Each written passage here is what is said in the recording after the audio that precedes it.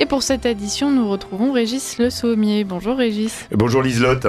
Je ne vais pas dire que vous nous avez manqué, c'est pas gentil pour notre Térémitel qu'on avait lundi dernier, il me semble. Je ne sais plus qui était notre partenaire d'édition. Oui, c'est bien ça. Mais on l'a déjà oublié. Non, pardon. Si, c'était Rémi, il me semble. Bon, voilà, donc on était content de l'avoir, mais on est aussi content de vous retrouver, Régis. Je suis ravi d'être parmi vous. Et on va parler de ces élections en Allemagne pour commencer. Un score impressionnant pour l'AfD, plus de 20%. C'est énorme. Oui, tout le bloc conservateur, d'ailleurs, ce qui est surtout, ce qu'on peut, d'abord dire le plus impressionnant, c'est la claque prise par Olaf Scholz et le SPD, qui, je crois, fait le pire score de toute son histoire, en fait. Ouais. Donc là, il recule, il est à 16%, c'était jamais arrivé. Donc il y a plein de raisons pour ça, et effectivement, la progression magistrale de celle qu'on appelle la princesse de glace, Alice Weidel qui fait qui dépasse les 20,8%. Je crois qu'il y a moins de 8% d'écart entre le CDU, qui est le parti historique allemand conservateur, parti d'Angela Merkel, mais très réformé par le probable futur chancelier Friedrich Merz, qui était le rival, faut le rappeler historiquement, d'Angela Merkel, qui a toujours constitué une sorte d'opposition au sein même de la CDU. Et là, c'est lui qui arrive largement en tête, mais il faut pas non plus, évidemment, la grande information de la matinée, c'est justement ce score attendu mais concrétisé de l'AfD et de sa dirigeante, avec tout ce que ça implique pour l'Allemagne, et surtout moi j'ai été absolument estomaqué hier en regardant la carte électorale. D'ailleurs, j'ai fait un petit tweet en reprenant une citation de François Mauriac qui disait « J'aime tellement l'Allemagne que je préfère qu'elle soit deux ».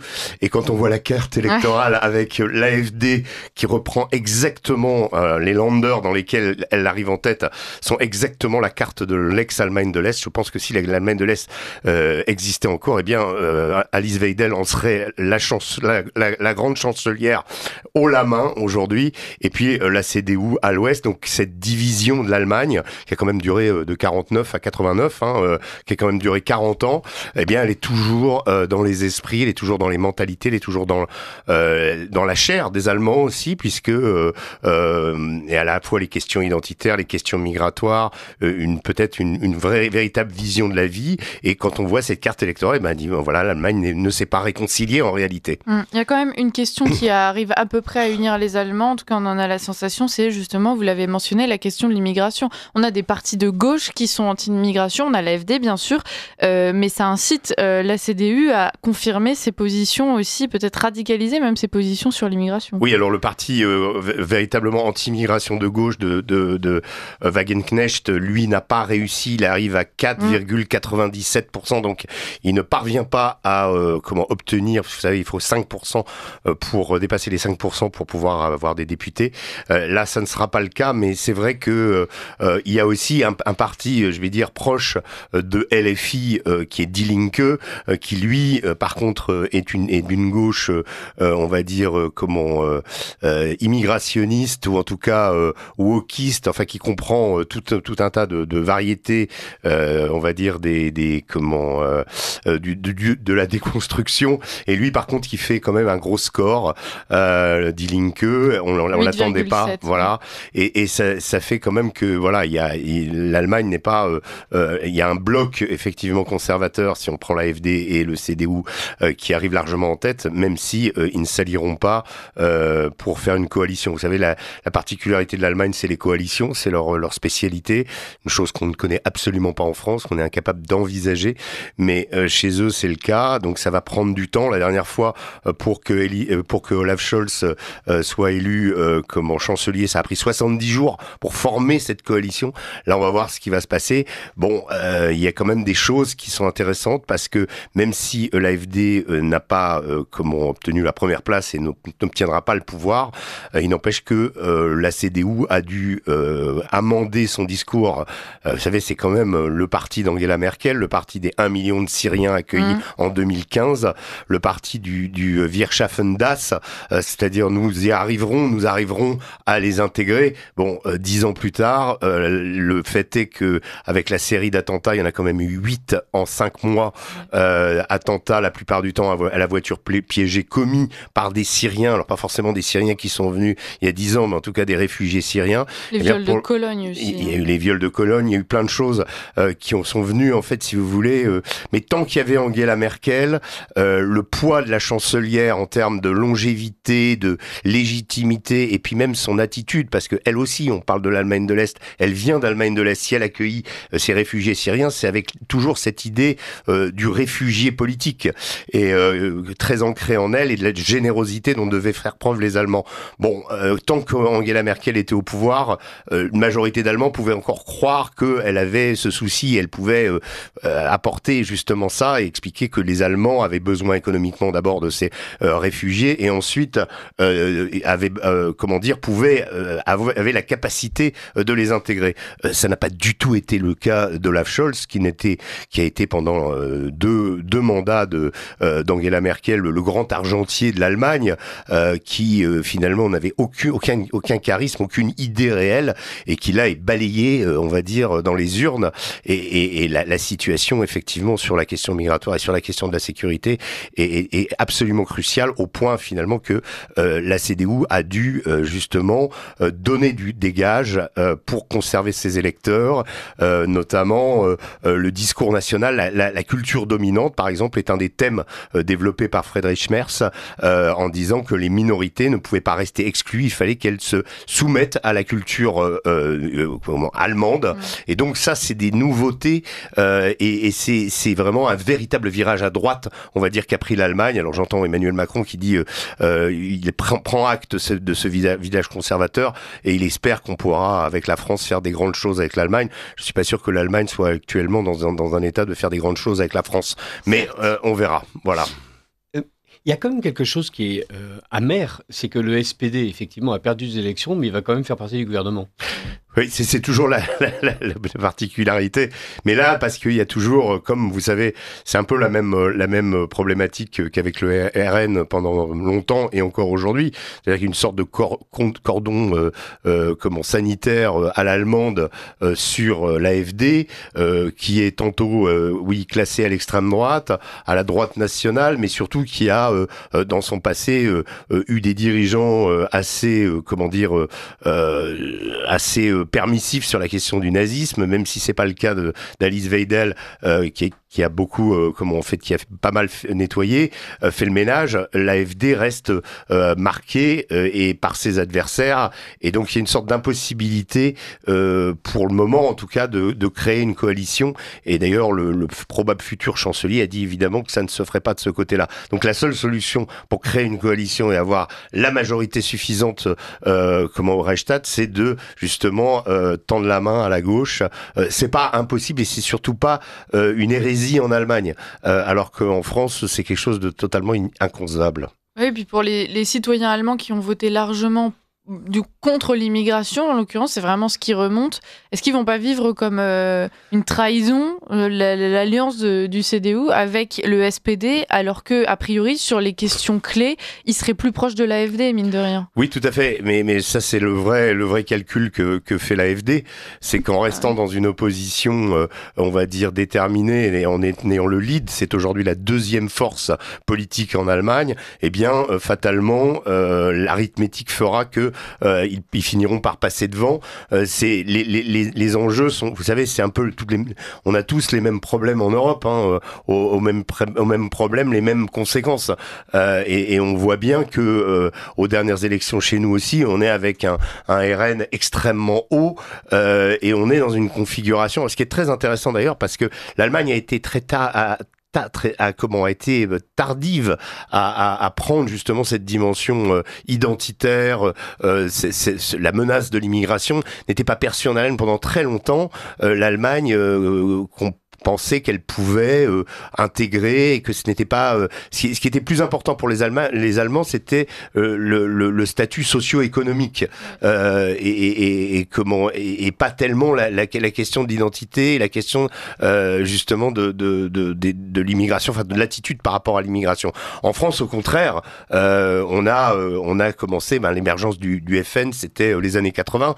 En Allemagne, il n'y avait pas du tout de mouvement. À l'époque, l'extrême droite en Allemagne, c'était des mouvements néo-nazis qui étaient dans un coin et qui étaient largement folkloriques. Donc cette prise en compte, et d'ailleurs ce qui est très intéressant quand on regarde la biographie d'Alice Weidel, Alice Weidel vient d'abord de l'Allemagne de l'Ouest, elle a du succès en Allemagne de l'Est, mais elle vient d'Allemagne de l'Ouest, et elle a un profil, elle est docteur en économie, elle a travaillé pour Goldman Sachs, donc c'est quelqu'un qui a un profil qui a rien à voir avec, on va dire, son électorat, en plus homosexuel, revendiqué, pour un électorat de l'AfD qui est majoritairement encore masculin et venant des Länder de l'Est. Donc finalement, ce qu'on se rend compte, c'est que voilà, elle a beaucoup fait évoluer, mais elle-même aussi a beaucoup évolué. Si elle rejoint l'AfD en 2013, c'est sur des questions d'euroscepticisme, c'est sur des questions d'opposition au financement par l'Allemagne, justement des prêts à destination des pays du sud de l'Europe, notamment de la Grèce. Souvenez-vous comment la vraie fracture de l'époque, c'est l'Allemagne qui assistait des pays et un ras-le-bol des Allemands. Et c'est pour ça que Alice Weidel a rejoint l'AfD, pas du tout pour des questions migratoires qui sont venues plus tard et qui sont venues notamment en 2015 avec la générosité de Angela Merkel. Voilà. J'avais une question et j'ai oublié. En plus, c'était une question importante. Non, mais parce qu'évidemment, l'Allemagne est aussi déchirée par la question ukrainienne. Ah bah oui, voilà, c'était ça. Je voulais faire le lien avec l'Ukraine. Ce qui est très intéressant, c'est que là, on a sur l'Allemagne et sur la question ukrainienne une attitude qu'on retrouve pas chez les Français, enfin chez nos dirigeants et chez nos élites, on va dire, qui continuent à soutenir l'Ukraine. C'est que l'Allemagne a un constat très réaliste, un peu comme de la même nature que celui de Trump, c'est-à-dire quels sont nos intérêts et comment on va par rapport à ces intérêts, comment on va se positionner sur l'Ukraine. Alors le nouveau chancelier, donc Friedrich Merz, lui a dit il faut que l'Allemagne gagne son autonomie et se détache des États-Unis. Ce qui est quand même assez incroyable parce que l'Allemagne était quand même l'allié le plus attaché justement, notamment au niveau de sa sécurité, à la protection que lui offraient les États-Unis depuis la fin de la Seconde Guerre mondiale. Donc, il y avait vraiment une alliance très très forte. Donc là, il va falloir s'en détacher. Il anticipe, je pense, le retrait des bases américaines d'Allemagne. Ça, c'est une possibilité. Le fait qu'il va falloir que le budget de la défense, mais déjà les Allemands ont pris des dispositions pour augmenter leur budget, alors que c'était une hérésie avant. Comment la question militaire, on ne touchait pas à la question militaire. L'Allemagne refusait d'intervenir dans le monde à cause justement de son passé et de tout d'une certaine culture, on va dire, contre l'intervention, contre le militarisme à cause de la Seconde Guerre mondiale. Bon, là, tout ça est en train de changer. Donc, il y a cette dimension, mais surtout, je pense, vis-à-vis de l'Ukraine, le vrai constat que font les Allemands, c'est qu'est-ce que ça nous a coûté, et ça nous a abîmé notre économie. C'est-à-dire que à partir du moment où le pipeline de Nord Stream a été plastiqué, eh bien, l'Allemagne a perdu, ça a été le début de la fin du Deutsche Qualität. Alors, il n'est pas complètement mort, mais si vous voulez, la crise économique que traverse l'Allemagne est considérable aujourd'hui. Donc, en plus, si Trump rétablit des pratiques tarifaires sur l'acier, sur l'aluminium, les voitures allemandes vont moins se vendre aux États-Unis. Donc, il y a une situation extrêmement critique et ce qu'avait dit Alice Weidel. Alors pour ce qui est de Friedrich Merz, on va voir comment les choses vont évoluer, mais l'AfD, le message était clair, c'était rétablir des relations avec la Russie immédiatement pour retrouver ce gaz à bon marché qui est à la base de la santé économique allemande. S'il y a un gaz d'origine GNL qui arrive et qui coûte plus cher, mais évidemment ça sera moins avantageux, et ce qui a fait le le succès du Deutsche Qualität, justement, c'était c'était un triptyque décidé à l'époque de Gerhard Schröder, qui était utiliser les hydrocarbures à bas prix venant de Russie, commercer avec la Chine et laisser notre sécurité aux Américains. C'était ça. Ça a été le secret, la clé de la réussite allemande. Bon, si vous enlevez les hydrocarbures à pas cher et que avec la Chine, bien le commerce se fait moins bien, ou enfin avec des pratiques et des tarifs douaniers, eh bien évidemment vous mettez en péril cette économie. Et actuellement, je crois que les Allemands veulent revenir justement à ça. Et peu importe que l'Ukraine continue la guerre, peu importe qu'elle perde la guerre, la vraie question, c'est la sauvegarde de l'Allemagne et des intérêts allemands. Quand on parlait de la future position et du poids politique de l'AfD dans la vie allemande, justement, on le sait, l'AfD est soutenue par les États-Unis aujourd'hui. Enfin, Donald Trump a quand même des affinités avec l'AfD. Est-ce que c'est quelque chose qu'il pourrait faire valoir ? Et justement, au moment où on est à l'heure des résolutions de conflits, est-ce que ça pourrait donner du poids à l'AfD ? Évidemment, Elon Musk en particulier, donc on va dire le bras droit de Donald Trump, a affiché son soutien quasiment 2-3 fois par jour sur X à l'AfD. C'était une sorte de thème récurrent des tweets d'Elon Musk. Il est même intervenu pendant un meeting devant les supporters de l'AfD. Ça lui a été reproché. On a dit qu'est-ce que c'est que cette ingérence, etc. Moi, je crois que il y a dans la position d'Elon Musk, comme dans celle de Donald Trump, une véritable intention de faire exploser l'Union européenne.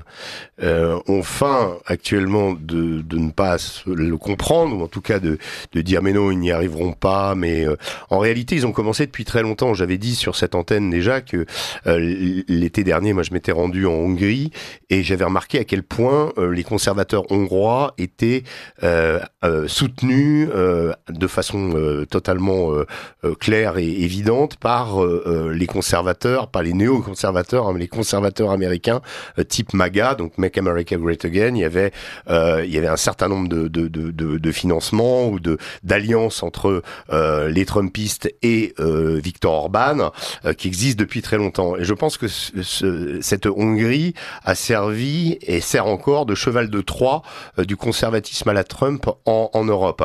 Ajouter à cela Giorgia Meloni aussi, où les Américains ont leurs entrées évidemment depuis très longtemps à Rome. Vous prenez tout un tas de mouvements en fait conservateurs anti-immigration en Europe, ils sont soutenus. Et ce qu'on remarque, c'est quand Trump est arrivé, son attitude vis-à-vis de l'Union européenne, c'est de dire je vais parler aux dirigeants des États et non pas aux dirigeants à Bruxelles. Donc ça veut dire que il met Bruxelles sur la touche et il joue cette carte. Et qu'est-ce que fait Elon Musk ? Elon Musk s'immisce donc dans les élections en Allemagne pour pousser l'AfD. Il met aussi sur le grill Keir Starmer en Angleterre, notamment sur la question des viols de masse, et des Pakistanais, des gangs pakistanais, poussant le gouvernement anglais finalement à ouvrir une enquête et expliquant que les dirigeants ne sont pas dignes du peuple, etc., etc. Donc, si vous voulez, ils essayent à chaque fois de faire tomber un à un les dominos des pays, finalement, de façon à rendre obsolète l'Union européenne. Je pense que c'est une véritable démarche. On se demande ce que l'Union européenne va devenir, d'ailleurs, parce que vous allez voir, dans les mois et dans les semaines, dans les mois qui viennent, des grandes alliances ou des grands projets qui vont se mettre en place. Alors, la question de la fin de la guerre en Ukraine en est une, mais également vous allez avoir des rapprochements avec la Chine, ou en tout cas une discussion avec la Chine. Il est même prévu, j'ai lu ça hier, que Xi Jinping, Donald Trump et Vladimir Poutine se retrouvent le 9 mai pour célébrer la fin de la Seconde Guerre mondiale, les 80 ans de la Seconde Guerre mondiale à Moscou. Donc vous imaginez que par rapport à ça, quand on a cette entente, et même quand ce qui s'est déjà produit à Riyad, où vous avez eu des discussions bilatérales entre Américains et Russes, accueilli par l'Arabie Saoudite, donc par aussi un géant du pétrole, mais aussi un pays qui a un positionnement géostratégique, diplomatique extrêmement important aujourd'hui. Mais qu'est-ce qui se passe? Ça veut dire que les traités, ou en tout cas on démarre, on dialogue, on trouve des solutions, on essaye de trouver des solutions à des problèmes mondiaux. Ça ne se passe plus en Europe, que c'est plus le traité de Sèvres, c'est plus le traité de Versailles, c'est plus chez nous que ça se passe. Ça se passe soit en Turquie, soit en Arabie Saoudite, et on n'est pas à la table des négociations. Et vous savez, on dit toujours, si vous n'êtes pas autour de la table, vous êtes au menu. Et moi, j'ai l'impression que malheureusement, on est au menu, mais on n'en a pas encore complètement pris conscience. Emmanuel Macron part très déterminé, il nous l'a vu expliquer dans une vidéo hier sur TikTok ce qu'il allait dire à Donald Trump par rapport à Vladimir Poutine. Je trouve ça d'ailleurs assez hallucinant que le président nous dise avant ce qu'il va dire à Trump. Il aurait mieux fallu peut-être attendre que la réunion ait lieu et qu'il nous dise après ce qu'il lui avait dit. Sur TikTok en plus, les modes de communication sont importants, quoi. Mais je ne suis pas sûr que le poids d'Emmanuel Macron aujourd'hui soit suffisant pour infléchir. Et encore une fois, je pense que ce qui est en train de se passer avec la Russie et les États-Unis, c'est que l'idée de Trump, c'est de détacher la Russie de la Chine. Ça, c'est son obsession. La Chine étant évidemment l'adversaire désigné, et la Russie avec l'Ukraine est quelque chose que Trump entend terminer, il entend achever cette guerre justement pour passer à l'étape suivante. Et nous là-dedans, à aucun moment on intervient, si ce n'est que d'être des vassaux tout juste bons à acheter du matériel militaire américain. Alors, vous avez parfaitement eu raison de souligner que Trump intervient en Pologne, en Italie, en Hongrie, en Allemagne, Trump et ses troupes en Angleterre. On a l'impression qu'il y a un pays dont il n'a vraiment que faire, c'est la France. Oui, c'est vrai que... Mais vous savez, ça correspond un petit peu à la mentalité américaine. Quand on a vu Trump expliquer qu'il allait à Gaza, transformer Gaza en Côte d'Azur et y voir des casinos, là, il faut se mettre dans l'état d'esprit du personnage qui regarde la côte du New Jersey, construit le Taj Mahal dans les années 90, avec l'idée que le casino est comment on va dire, la valeur absolue du bonheur, ou en tout cas une matérialisation d'un rêve américain. Bref, ça c'est dans la mentalité de Trump. Mais par rapport à ça, la France, pour beaucoup d'Américains ou pour des gens comme Trump, est un musée en fait. Nous ne sommes pas des gens pris au sérieux. C'était déjà le cas au moment de l'opposition à la guerre en Irak, où là on nous a traités de lâches, on nous a traités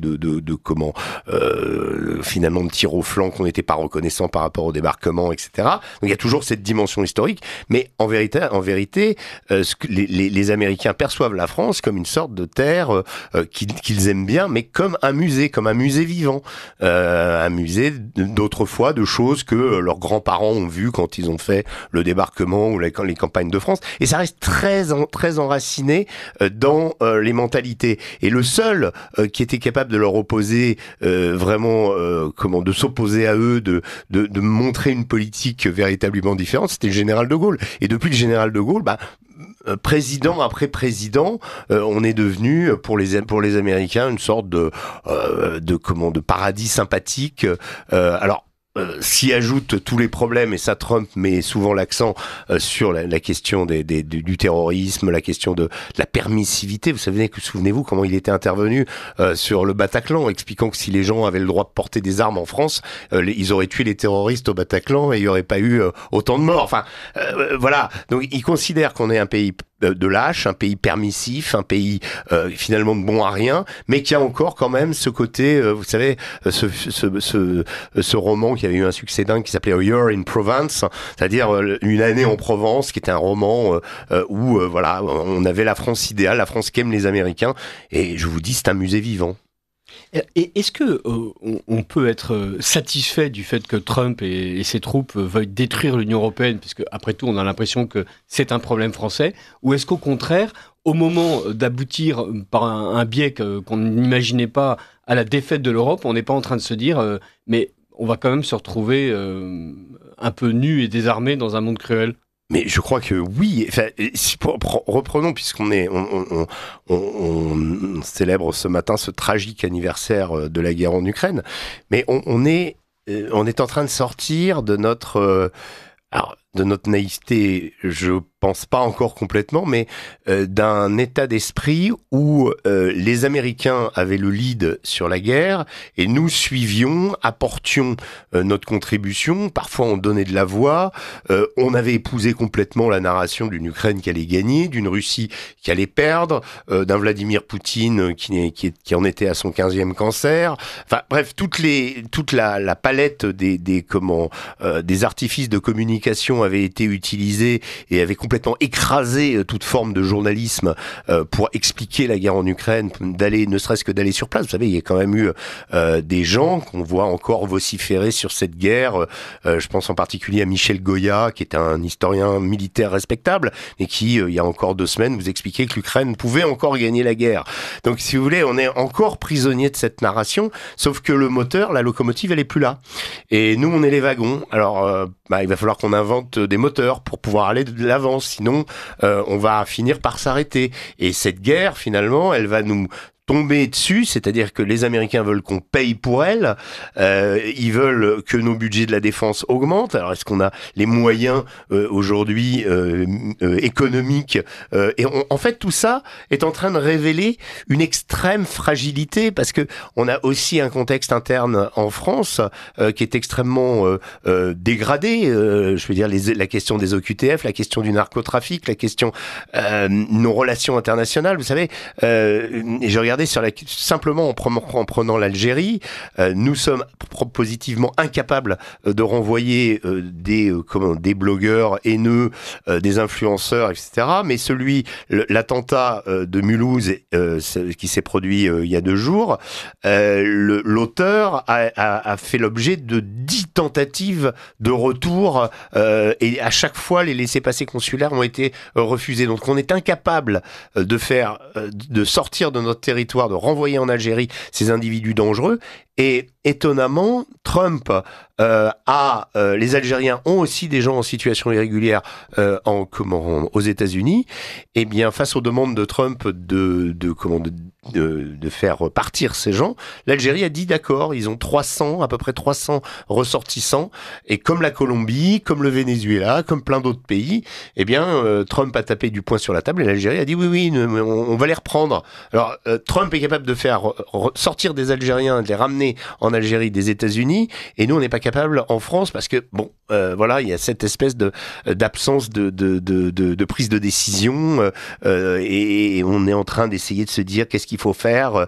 Non, on n'arrive pas à prendre des décisions et on n'arrive pas à avoir une politique et quand on est débordé, finalement le droit nous encadre, le droit nous rend incapables d'agir puisque on dit mais non on peut pas faire ça parce que le Conseil d'État va dire, le Conseil constitutionnel, etc. Et ça sera retoqué. Bon, ce qu'on remarque avec Trump, c'est que lui fait les choses et ensuite, effectivement, il y a des juges qui viennent s'opposer. Mais si vous voulez, c'est quand même le primat de l'exécutif et ça serait bien qu'en France, on le montre aussi parce que sinon, on va nulle part. On doit se mettre à défendre l'Union européenne, à espérer sa survie pour pouvoir survivre face à Donald Trump. Est-ce qu'au contraire, on ne peut pas imaginer, c'est ce que nous expliquent les souverainistes, que en fait la solution, c'est justement de se détacher de cette Union européenne mourante et puis de rétablir notre souveraineté en tant que nation? Écoutez, si vous arrivez à me citer un point positif, alors vous savez, pendant longtemps, on disait l'Union européenne a permis d'empêcher la guerre depuis 70 ans entre la France et l'Allemagne. Bon, certes, c'est une bonne raison d'avoir fait l'Union européenne et on peut que s'en féliciter que la France et l'Allemagne aujourd'hui soient pas des pays comme prêts tous les 20 ans à envahir l'autre ou en tout cas à mener une guerre mondiale. Mais si c'est le seul point positif, il faut changer tout ça. Enfin, on sent bien qu'aujourd'hui, d'abord à tous les niveaux de la société, on n'arrive pas à faire aimer l'Europe dans sa forme actuelle. C'est-à-dire que il n'y a pas d'adhésion au projet européen. En tout cas, cette adhésion est totalement dégradée et que les élections européennes sont souvent d'ailleurs l'occasion d'un défouloir en termes électoraux qui porte encore plus des pays hostiles à l'Europe en avant. On l'a vu avec la victoire 2 fois de suite aux élections européennes du RN, qui est un pays qui est un parti qui avait pris des positions très hostiles à Bruxelles. Et les amendant au fur et à mesure, mais si vous voulez, il y avait quand même, voilà, qui est né en opposition sur des principes de retour de souveraineté. Et en effet, là, vous avez raison de souligner que est-ce qu'il ne faut pas imaginer plutôt une Europe des nations? Est-ce qu'il ne faut pas finalement revenir à des principes où ce que ressentent les gens, c'est quand ils sont attaqués, quand ils sont quand leur pouvoir d'achat est diminué, quand ils n'ont pas la sécurité, qu'on rétablisse déjà une sécurité interne avec la France, avec l'Angleterre, avec l'Allemagne, qu'on redevienne maître de nos flux migratoires, puisque l'Europe, elle a permis, l'espace Schengen finalement a été une véritable passoire pendant des décennies, et c'est peut-être aujourd'hui le moment de se dire, il faut redéfinir l'ouvrage en tout cas, et ne pas s'attaquer bec et ongle à des institutions qui sont supranationales, subies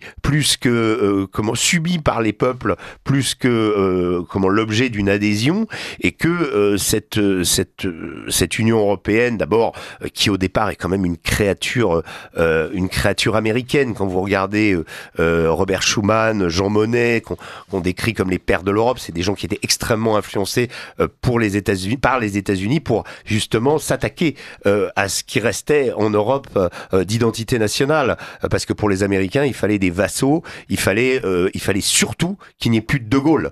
L'ennemi principal, c'était De Gaulle, à tous les niveaux. Et ça, je ne saurais que... Je le conseille souvent, mais je vais le redire une fois encore, le livre d'Éric Branca, L'ami américain, est extrêmement, extrêmement révélateur sur l'attitude des Américains. Et quand on lit un livre pareil, qui a été écrit par un chercheur qui, lui, est allé aux États-Unis, qui a inspecté les archives américaines, justement, de la diplomatie des années 50, ou la diplomatie des enveloppes de cash qui arrosait de François Pinet, d'Antoine Pinet, jusqu'à Daniel Cohn-Bendit, tout ce qui était anti-gaulliste, on remarque que l'attitude hostile des Américains vis-à-vis de la France et de l'Europe, elle date pas d'hier, et on a voulu se voiler la face. Merci Régis pour cette édition, et on vous retrouve la semaine prochaine. Merci aussi à toute l'équipe.